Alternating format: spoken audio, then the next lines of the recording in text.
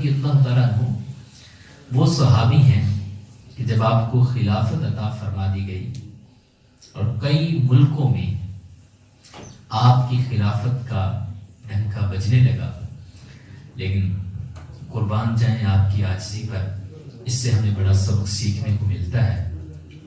اور پریکٹیکلی میں اس لیے اس واقعہ کو پیش کرنا چاہتا ہوں کہ ہمیں چاہیے کہ ہم اپنے پیارے اسلاف صحابہ کرام کی سیرت کو اپنی کردار کے اندر لانے کی اللہ ہمیں توفیق دے، ہم خود اس پہ عمل کریں۔ آمین۔ تو وہ وقت ہے کہ آپ کو خلیفۃ المسلمین مقرر کر دیا گیا۔ حضرت عمر فاروق اس روایت کے راوی ہیں، اور حلیۃ الاولیاء بڑی مضبوط روایات کے ساتھ یہ کتاب جمع کی گئی، 10 جلدوں میں ملتی ہے۔ اس میں یہ روایت میں نے دیکھی ہے۔ آپ فرماتے ہیں کہ میں نے، حضرت عمر فاروق کہتے ہیں کہ میں نے اپنے لیے ایک کام مقرر کیا ویلفیئر کا۔ وہ یہ کام میرا تھا کہ مدینہ شریف کے اندر تھوڑا دور ایک بڑھیا کا گھر تھا اور وہ بلائنڈ تھی، اور مجھے پتہ چلا جیسے ہی تو میں اس کے لیے پانی کا انتظام ہر روز کراتا اور اس کے گھر کی صفائی کراتا۔ اس کو کپڑوں کی ضرورت پڑتی تھی تو میں کپڑے بھی دھو کے آ جاتا تھا، کیونکہ کچھ کام آپ نے وہ اس لیے مقرر، کچھ کام ایسے ہونے چاہیے کہ جس کو میرا رب جانے یا میں جانا۔ یہ ہمارے اسلاف کا وے تھا کہ کچھ پارٹ ٹائم، جیسے ہم فل ٹائم کام کرتے ہیں نا، پارٹ ٹائم بھی ہمارا کچھ سلسلہ ہوتا ہے، کچھ ایسے کام بھی ہونے چاہیے کہ جو میرا رب جانے یا میں جانے۔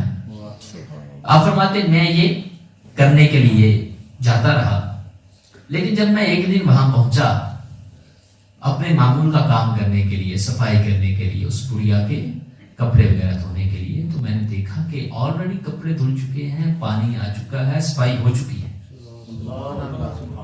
تو میں بڑا حیران ہوا کہ یہ تو دور دراز ایک بالکل گاؤں بھی نہیں، آبادی بھی نہیں، اس کو تو کوئی جانتا بھی نہیں تھا، اس کا کام کون کر گیا؟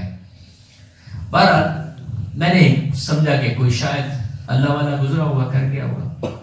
پھر دوسرے دن جب میں نے آیا تو دیکھا وہی صفائی ہو چکی ہے، پانی تیار ہے اور کپڑے وغیرہ جو بھی اس کو چاہیے دھل چکے ہیں۔ تیسرے دن بھی ایسا۔ اب میں نے کہا کہ یہ کون ہے جس کو پتا چل گیا ہے کہ یہ کام بھی ہے وہ کر جاتا ہے، پہلے مجھ سے پہلے ہی کر جاتا ہے۔ کہہ رہے اب میں چوتھے دن پہلے ہی آ کے چھپ گیا، پھر میں دیکھوں کہ یہ بندہ کون ہے۔ جب میں چھپا میں نے دیکھا کہ ایک لمبے قد کی شخصیت ہے، وہ یہ کام کر رہی ہے۔ کرنے کے بعد جب میں نے غور سے دیکھا تو وہ ہمارے خلیفۃ المسلمین حضرت سیدنا صدیق اکبر رضی اللہ تعالیٰ کہتے میں نے جب یہ آپ کا چہرہ دیکھا تو میرے دل نے تصدیق کی کہ صرف صدیق ہی ہے جو عمر سے عمل میں بڑھ سکتا ہے۔ اللہ اکبر، یہ الفاظ آپ کے اس میں روایت میں موجود ہے، صدیق ہی ہے جو عمر سے عمل میں بڑھ سکتا ہے۔